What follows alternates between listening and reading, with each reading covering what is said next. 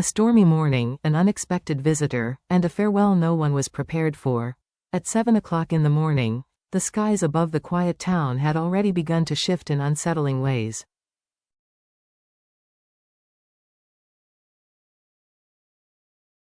The storm, which weather reports had warned about for days, was rolling in unevenly. One moment the streets shimmered under a burst of sunlight, the next, heavy drops of rain lashed down, bending the trees and scattering early commuters.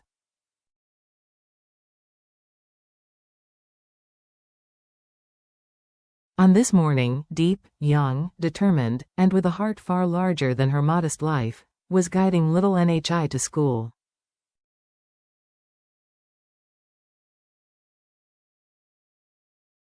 The child clutched her small backpack, eyes bright despite the gloomy forecast. For Diep, these ordinary mornings had become extraordinary treasures.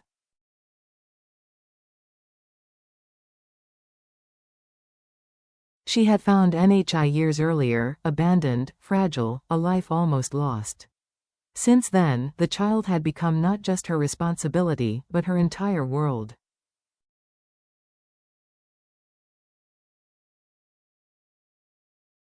But this morning, fate decided to twist the familiar into the unimaginable. A meeting that changes everything.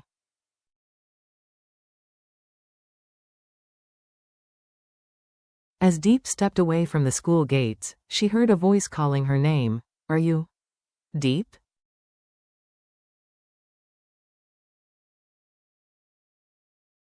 She turned to see an elderly woman, unfamiliar yet oddly insistent. The woman's eyes scanned her face before narrowing with certainty.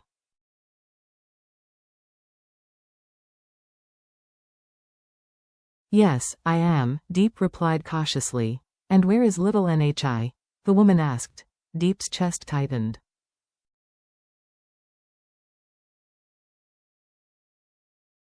She did not recognize this woman, yet her question struck at the very center of her life.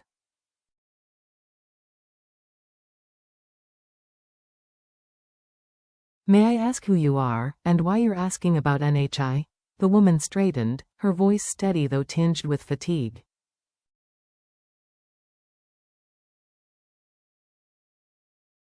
"I am Nhi's grandmother." The words fell like thunder. Diep blinked in disbelief, her thoughts stumbling over themselves.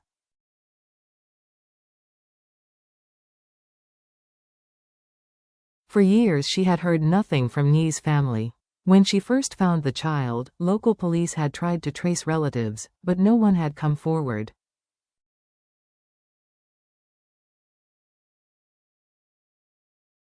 Slowly, painfully, Diep had accepted that Nhi had been abandoned, and she poured herself into becoming the mother the little girl desperately needed.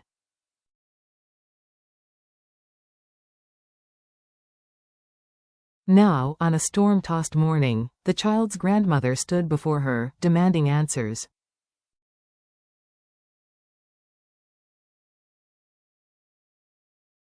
Across the table, Diep led the woman into a small tea-house nearby.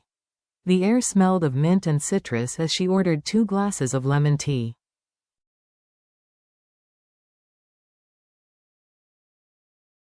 They sat across from each other, strangers bound by love for the same child. "Your home must be far from here?" Diep asked politely, trying to steady her voice.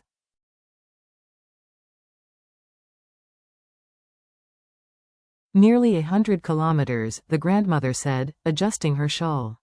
"It was not easy to come."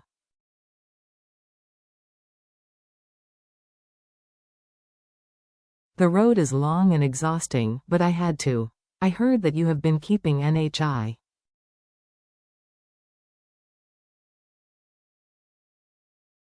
I have come to take her home." Diep's heart pounded. She tried to keep her words measured.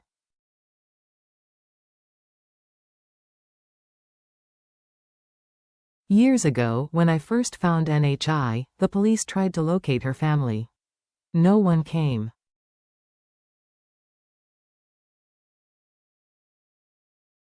They told me your family refused to take her back." The woman shook her head firmly.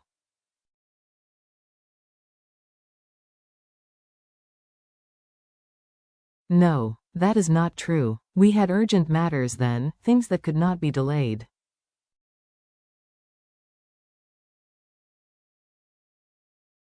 But never did we stop loving her. Never did we abandon her. We simply could not come at that time.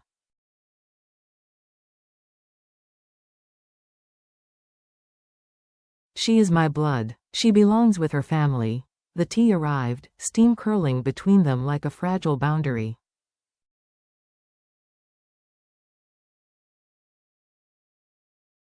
The clash of love and blood. Diep's hands tightened around her glass. Her voice trembled, not with fear but with defiance.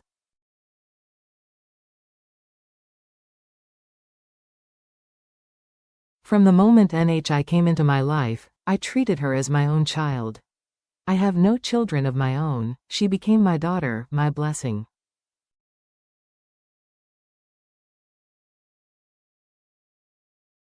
Every day I have fed her, clothed her, taken her to school, wiped her tears, listened to her laughter.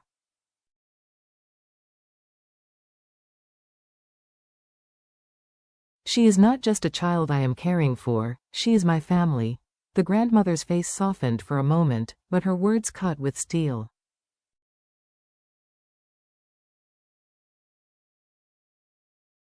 Young woman, you must understand, paperwork does not change blood. There is a saying, different blood, different heart.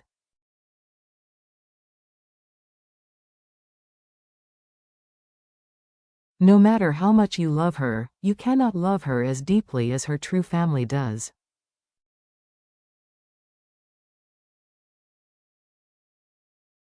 Blood ties cannot be broken. I am her grandmother. I will bring her home. Diep swallowed the lump rising in her throat.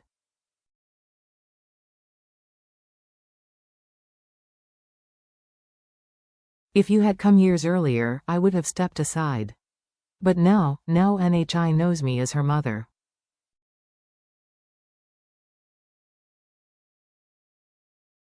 How can I simply let her go? A plea for one more day.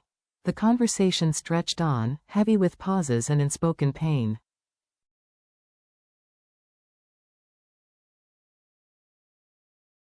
The grandmother insisted she had the legal right. Diep asked to see documents, proof of relation.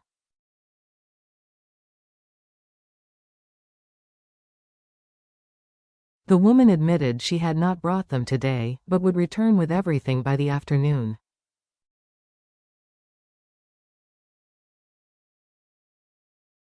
Diep felt cornered, her love for NHI colliding with a reality she could not fight.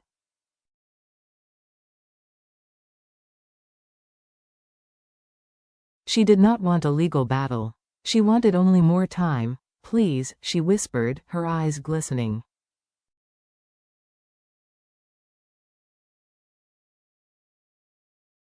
If you must take her, let me have one more day. Just one more day to hold her, to walk her to school, to hear her call me mother.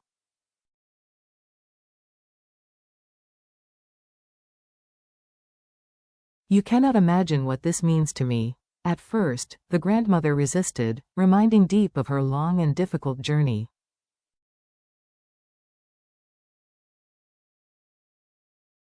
But finally, perhaps moved by the rawness of Diep's plea, she relented. One day, she said quietly.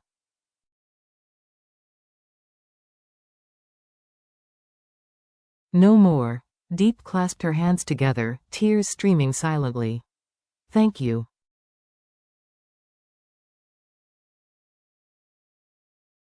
Thank you for this mercy. Behind James's back, that evening, Diep wrestled with the unbearable truth.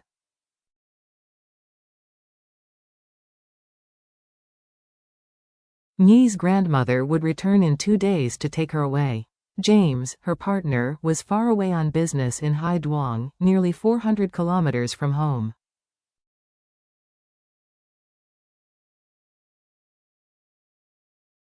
On the phone, he sounded tired but cheerful, unaware of the storm brewing in Diep's heart.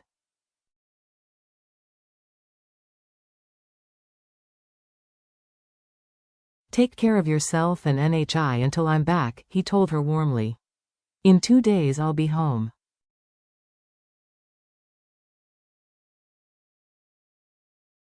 2 days. The exact amount of time she had left with the child she called daughter.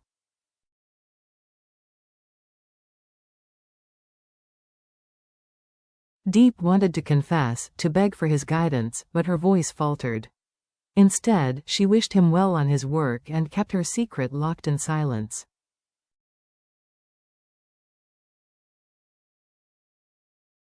Business as usual. While James negotiated contracts in the textile factory, running his hands across new fabrics, discussing trends, and signing investment papers, Diep fought back tears at home.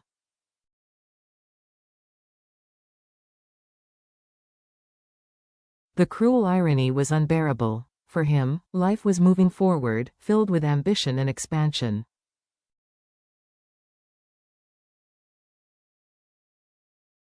For her, the world was narrowing, collapsing into a single countdown toward loss.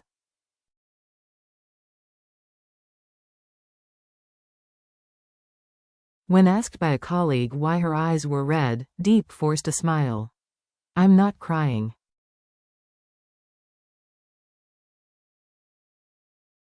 But even little Nhi, perceptive and tender, noticed.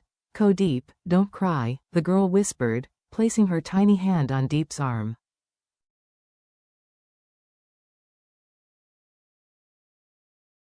"I love you. Please don't be sad." A mother and child's last supper.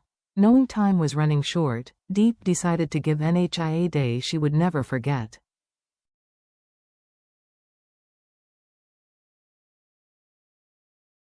She took her to a cafe, ordered her favorite sweet drinks and small cakes. "Why are we eating out today, Diep?" Nhi asked innocently.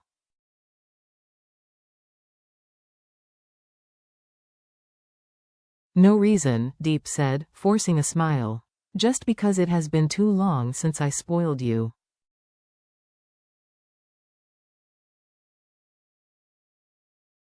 As they ate, Diep asked carefully, "Nhi, if one day you couldn't stay with me anymore, would you be sad?"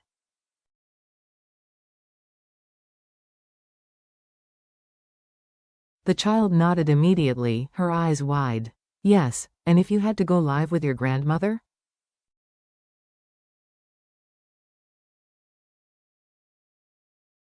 Nhi shook her head vigorously. "No, I want to stay with you. You are my mommy."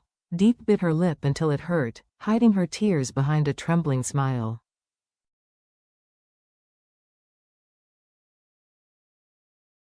The final curtain. 2 days later, the grandmother would return with documents in hand.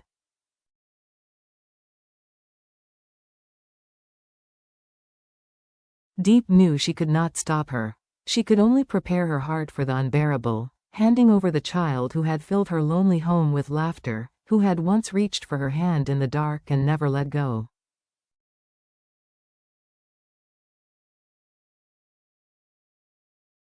For James, away in his suits and contracts, the realization would come too late.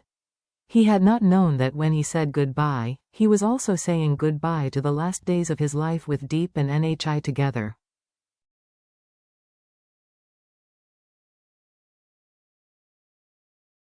The storm outside had passed, but inside their lives, another was only just beginning.